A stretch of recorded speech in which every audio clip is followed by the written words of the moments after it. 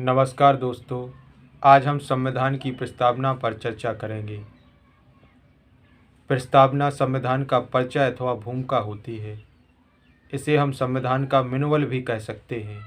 इस मैनुअल को पढ़कर हम संविधान की प्रकृति एवं उसके उद्देश्य की जानकारी प्राप्त कर सकते हैं। अब आप लोगों के मन में एक सवाल उठना स्वाभाविक है कि भारत के संविधान की प्रस्तावना का निर्माण आखिर किसने किया था।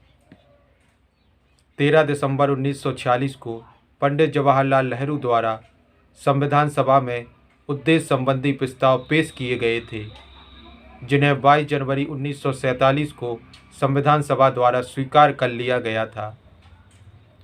भारत के संविधान की प्रस्तावना पंडित जवाहरलाल नेहरू द्वारा पेश किए गए इन्हीं उद्देश्य संबंधी प्रस्ताव पर आधारित है।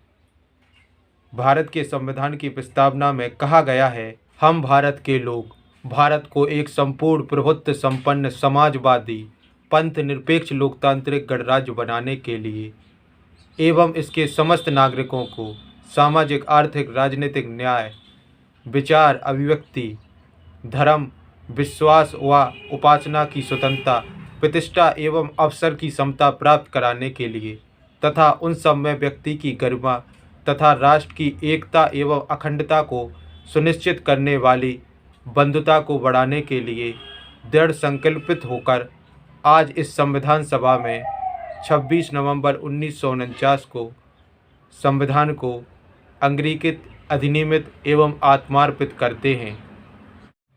भारत के संविधान की प्रस्तावना के 4 मूल तथ्य हैं। नंबर 1, संविधान के अधिकार का स्रोत। जैसा कि हम सभी जानते हैं कि भारत की संपूर्ण शासन व्यवस्था भारत के संविधान के अनुसार संचालित होती है। प्रस्तावना हमें बताती है कि भारत का संविधान भारत की जनता से शक्ति प्राप्त करता है, क्योंकि भारत के संविधान का निर्माण एक संविधान सभा द्वारा किया गया था, जो भारत की जनता का प्रतिनिधित्व कर रही थी।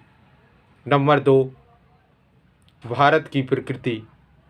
भारत के संविधान की प्रस्तावना हमें बताती है कि भारत एक संप्रभु समाजवादी पंथ निरपेक्ष लोकतांत्रिक गणराज्य है।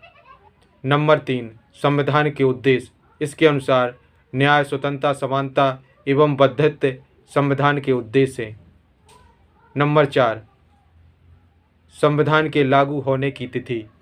भारत के संविधान की प्रस्तावना हमें बताती है कि भारत का संविधान 26 जनवरी 1949 को बनकर तैयार हो गया था एवं इसी दिन इसके अधिकांश प्रावधान लागू हो गए थे। प्रारंभ में भारत के संविधान की प्रस्तावना में समाजवादी एवं धर्मनिरपेक्ष शब्द शामिल नहीं था।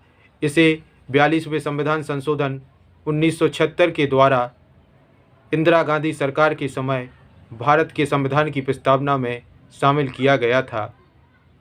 प्रस्तावना संविधान की नींव रखने वालों के सपनों एवं आकांक्षाओं का प्रतिनिधित्व करती है। धन्यवाद।